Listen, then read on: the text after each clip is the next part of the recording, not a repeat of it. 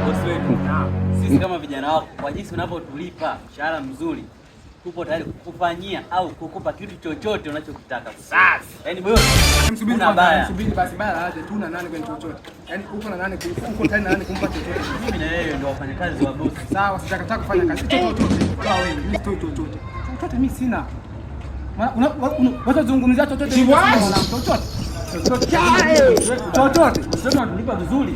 Taki kunipiana? Sina chochote. Wewe unataka kumpa bosi chochote? Usije kazi. Bana bosi ndio vijana wako sasa hivi. Sasa niko chochote. Utanipa nini?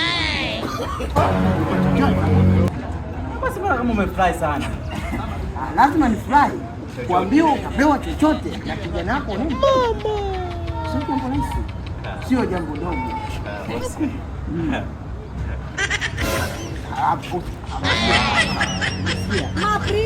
Kwa bwana uwe nawe. Bana bosi. Kwanza anamunishika. Macho bwana. Bosi.